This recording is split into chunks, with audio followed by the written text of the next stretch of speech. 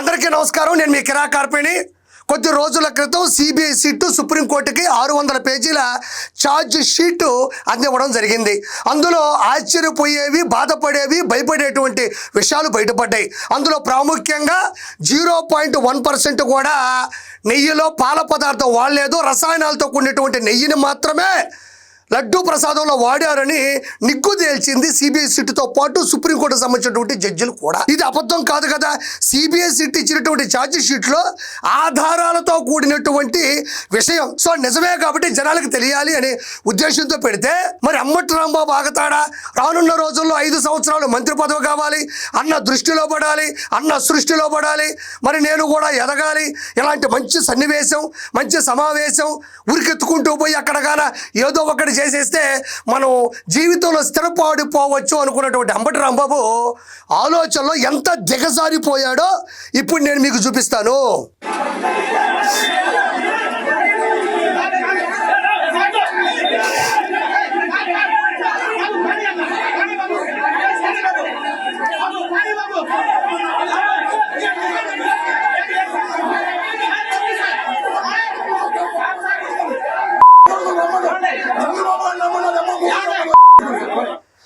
నేను మళ్ళీ దీన్ని రిపీట్ చేయలేను. బాబు గారిని పట్టుకొని విచ్చలవిడిగా దుర్భాషలాడుతున్నటువంటి అంబటి రాంబాబు మళ్ళీ ఒకసారి వినండి.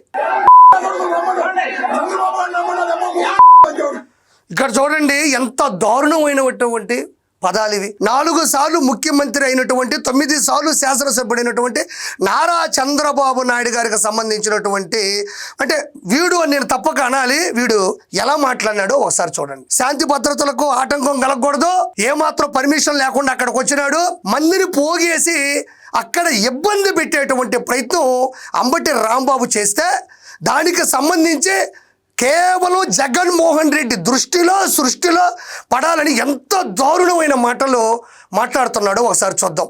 నేను పదే వినిపించదలుచుకోలేదు, 2 సార్లు చూపించాను అంతే. నేను ఇక్కడ ప్రజలను అడిగేది చిన్న విషయం. అంబటి రాంబాబుని కానీ జగన్మోహన్ రెడ్డిని కానీ ఖచ్చితంగా ఇది మోటివేషనే.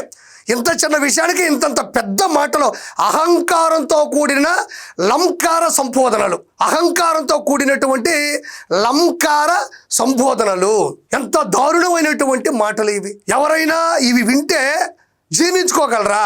నేను ఒకటే జగన్మోహన్ రెడ్డిని స్ట్రైట్గా ప్రశ్నిస్తా ఉండా. సంయమనం పాటించాలి. ఏ నాయకుడికైనా సంయమనం ఉండాలి. సభ్య సమాజంలో ప్రతి ఒక్కరికి అగ్రెసివ్గా మాట్లాడచ్చు, దూకుడు స్వభావంతో మాట్లాడచ్చు, అర్థమయ్యేలా మాట్లాడచ్చు, ప్రజలని చైతన్యవంతంగా తయారు చేయడం మాట్లాడచ్చు, కానీ ఇంత అడ్డగోలుగా మాట్లాడకూడదు. మరి అలా అనుకుంటే 97 నియోజకవర్గాలు, 226 రోజులు, 3132 కిలోమీటర్ల యువగల పాదయాత్రలో జగన్మోహన్ రెడ్డి అష్ట కష్టాలు పెట్టినా, ఆపదలు అడ్డంకులు సృష్టించిన నారా లోకేష్ గారు ఎలాంటి భాష మాట్లాడాల? నారా చంద్రబాబు నాయుడు గారిని అనవసరంగా అరెస్ట్ చేసి విచిత్రంగా తిప్పి జైల్లో 52 రోజులు పెట్టి చిత్ర హింసలు పెట్టి బయటకు పంపించినా కూడా ఎలాంటి భాష మాట్లాడాల? తన తల్లిని, నారా చంద్రబాబు నాయుడు గారి సతీమణిని చట్టసభ అసెంబ్లీలో అడ్డగాడిదల చేత అడ్డగోలుగా అడ్డదిడ్డమైన మాటలు మాట్లాడినిచ్చినప్పుడు కూడా వాళ్ళ కుటుంబం కానీ, వాళ్ళ కుమారుడు కానీ, వాళ్ళ సతీమణి కానీ, వాళ్ళ పరివారం కానీ, వాళ్ళ అభిమానులు కానీ ఇలాంటి భాష మాట్లాడాల? జోగి రమేష్ కేవలం మంత్రి పదవి కోసం చెప్పా పెట్టకుండా 3 సార్లు ముఖ్యమంత్రి అయినటువంటి నారా చంద్రబాబు నాయుడు గారి కరకట్ట ఇంటి మీద రాళ్లతో దాడి చేసినప్పుడు కూడా ఇలాంటి భాష మాట్లాడాల? పవన్ కళ్యాణ్ గారికి సంబంధించిన కార్యకర్తలు జెండా కూలీలు నిలబడ్డ 2 చోట్ల ఓడిపోయాడు, 3 పెళ్లిళ్ళు అని నొక్కి విక్కరించినా కూడా ఇలాంటి భాష మాట్లాడాల? వీడికి ఎందుకు వచ్చింది ఇంత దమ్ము? వీడికి ఎందుకు వచ్చింది ఇంత ధైర్యం? ఎవడి దృష్టిలో పడడానికి, ఏ మంత్రి పదవి అనుభవించడానికి? పూర్వం శ్రీరెడ్డి, బోరగడ్డ అనిల్, పంచప్రభాకర్, పోసాని కృష్ణమురళి, వల్లభనేని వంశీ, అంబటి రాంబాబు, రోజారెడ్డి, అందులో కూడా వీడున్నాడు. మనం ఎవరైనా తప్పు చేసి పోలీస్ స్టేషన్లో కేసు లోపల చేసినప్పుడు, పాత కేసులు లోడినప్పుడు ఆ వ్యక్తి మీద ఖచ్చితంగా 4 కేసులు ఉంటాయి. నేను చెప్పిన ఇలాంటి మనిషి ఆల్రెడీ కూడా అసెంబ్లీ సాక్షిగా భువనేశ్వర్ గారిని తిట్టిన విధానంలో ప్రధాన నిందితుడు ఈ అంబటి రాంబాబు. సభ్య సమాజంలో ఫోన్లో మాట్లాడుతూ గంట అరగంట వస్తావా సంజన సుకన్య అని తీవ్రమైనటువంటి మాటలు మాట్లాడినటువంటి వ్యక్తి ఎవరైనా ఉన్నారు అంటే ఈ వ్యక్తే ఉన్నాడు. సొంత అల్లుడు బయటకు వచ్చి మా మామ ఒక డకాయిట్, మా మామ ఒక దొంగ, మా మామకు ఓట్లు వేయొద్దు, సభ్య సమాజంలో ప్రజాస్వామ్యంలో అలాంటి వాడిని గెలిపించొద్దు, అతను బయటకు వచ్చాడంటే ప్రజలకు కష్టాలు వస్తాయి అని చెప్పి తీర్మానం తీసుకున్నటువంటి వ్యక్తి ఈ ప్రజాస్వామ్య ప్రపంచ క్షేత్రంలో ఉన్నారు అంటే అది ఒక్క అంబటి రాంబాబే. ఎందుకు ఇలాంటి మాటలు వస్తున్నాయి?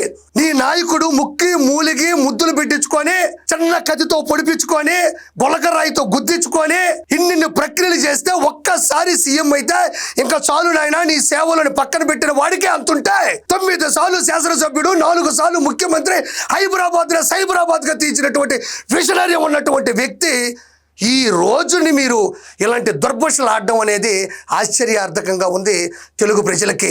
ఎక్కడి నుంచి వచ్చాయి ఈ బూతులు? మొదటి నుంచి ఇప్పటి వరకు బూతుల సామ్రాజ్య యూనివర్సిటీకి నాయకుడు ఎవరు అంటే జగన్మోహన్ రెడ్డి. వీళ్ళందరూ కూడా అక్కడ పని చేస్తున్నటువంటి హెడ్ మాస్టర్స్ కావచ్చు, టీచర్స్ కావచ్చు, బోధకులు కావచ్చు, సంబోధకులు కావచ్చు. ఇది చూడండి ఎంత దారుణంగా. నేను కూడా నాకు ఒక్క 30 సెకండ్లు టైం ఇవ్వండి.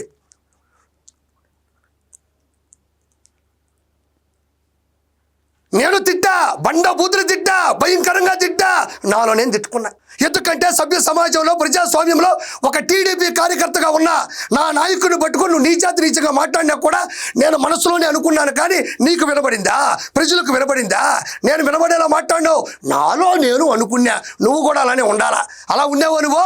అయితే ఈయన విధానం చూడండి. ఈయన అగ్రెసివ్, ఈయన దూకుడు స్వభావం, అన్న కోసం చేయబోతున్నటువంటి విధ్వంసం, అమాయకుడి ఆయన మీద మొత్తం జులుం ప్రకటిస్తున్నారంటే ఒకసారి చూడండి. ఇట్లా ఇక్కడ చూడండి, ఇదిగో ప్రజలారా ఇక్కడ చూడండి. ఇదే ఆంబోతు నోరు అంటారు. ఎవరు కూడా అంబటి రాంబాబు అనరు, కొంపటి రాంబాబు అంటారు. 151 నుంచి 11కు పడిపినటువంటి కొంపటి పెట్టినటువంటి కొంపటి రాంబాబు. ఈ నోరుని చూడండి, ఇది చాలా దుర్మార్గమైన నోరు. ఇదే నోరు సంజన సుకన్య అని మాట్లాడుతుంది. ఇదే నోరు గంట అరగంట అని మాట్లాడుతుంది. ఇదే నోరు పోలవరం ప్రాజెక్టు నాకు అర్థం కాలేదు ఎందుకు అంటే అది అతిపెద్ద ప్రాజెక్టు, నాకు అసలు పూర్తిగా దాని మీద జ్ఞానం లేదంటది. ఈ నోరు సభ్య సమాజంలో ఆడపడుచుల్ని అసెంబ్లీలో నీచంగా మాట్లాడేటువంటి నోరిది. ఇదే నోరు ఈరోజు 4 సార్లు ముఖ్యమంత్రి, 9 సార్లు శాసనసభ్యుడు, ప్రపంచంలో ఉండేటువంటి గ్లోబల్ డేటా సెంటర్ని వైజాగ్ తీసుకొచ్చినటువంటి ముఖ్యమంత్రి నారా చంద్రబాబు నాయుడు గారిని పట్టుకొని లంకారంతో, లకారంతో, అహంకారంతో సంబోధించినటువంటి నోరు. కాబట్టే కదా ఈ నోటి నిండా పెట్టారు ప్రజలు. 151 నుంచి 5 తీసేసి 11 పెట్టారు. ఈ నోటి దురుసు వల్లే ఇలాంటి నోళ్లు చాలా చాలా చాలా చాలా చాలా వైఎస్ఆర్సీపీలో ఉన్నాయి. చూడండి, బాగా చూడండి. ఈ నోరే రానున్న రోజుల్లో 11 నుంచి ఒకటి తీసేసే అవకాశం కూడా ఉంది. ఇదిగో ఇక్కడ చూడండి, ఈయన తలకాయ బయట పెట్టి మరి అంటే ఉద్యమం చేస్తుంది ఎవరు, పోరాడుతున్నది ఎవరు అని జగన్కు తెలియాలి కదా. అక్కడ స్క్విడ్ గేమ్ ఆడుతూ ఉంటాడు. మీరు నెట్ఫ్లిక్స్లో ఉంటే స్క్విడ్ గేమ్ చూడండి. ఆయన ఒక 20 కెమెరాల సాక్షిలో చూస్తూ ఉంటాడు మనవాడు ఎంత కష్టపడుతున్నాడు, ఎన్ని మార్కులు వేయాలని. వాటిలో ఈయన అని తెలియాలి కదా. ఈయన డైలాగులు రాసుకున్నాడు కదా బూతులు తిట్టాలని. కాబట్టి తలకాయ బయట పెట్టాడు. నేనే గనక కార్యకర్త కిరాకార్పి గనక అక్కడే ఉండుంటే ఈ జుట్టు పట్టుకుని బయటికి లాగి ఆ తలకాయని అరచేతిలో పెట్టుకుని బాలయ్య బాబు అఖండ సినిమాలో మాదిరి పరదృష్టి, నరదృష్టి, సమస్త దృష్టి నసి అని పడేస్తే కల్తీని ఈ ఫ్లెక్సీకి దట్టుకొని కింద పడేవాడివి కొడకా. గుర్తుపెట్టుకో, ఖచ్చితంగా నీ మీద చర్యలు తీసుకుంటారు. నీలాంటి సభ్య సమాజంలో తలదించుకునే విధంగా మాట్లాడే నీలాంటి వాళ్ళకి కఠిన శిక్షలు పడతాయి. రానుల్లో జగన్మోహన్ రెడ్డి అసెంబ్లీకి కాదు కదా ఆంధ్రాలో కూడా అడుగు పెట్టలేడు. 32 అక్రమాస్తుల కేసులో సిబిఐ కోర్టులో ఉండేటువంటి జగన్మోహన్ రెడ్డికి అంతుంటే సిబిఐ కోర్టులో ఉండేటువంటి తెలుగుదేశం పార్టీ కార్యకర్తలకు ఎంత ఉండాలి, పశువులకు మీకే అంతుంటే పసుపు సైన్యానికి మాకెంత ఉండాలి. చూస్తారుగా రానున్న రోజుల్లో మీ బతుకు, మీ భవిష్యత్తు జీరో. కాబట్టి ప్రజలారా, నేను ఇలాంటి భాష మాట్లాడాలంటే మాకు చిన్నప్పటి నుంచి గ్రామం నుంచి వచ్చినవి మాకు బూతులు వచ్చు. కానీ మా నాయకుడు అలా మమ్మల్ని ముందుకు తీసుకెళ్ళాడు. కాబట్టి ఖచ్చితంగా మీరే ఈ వీడియోను చూసి నిర్ణయాన్ని కామెంట్ రూపంలో పెట్టవలసిందిగా మనస్ఫూర్తిగా కోరుకుంటున్నాను.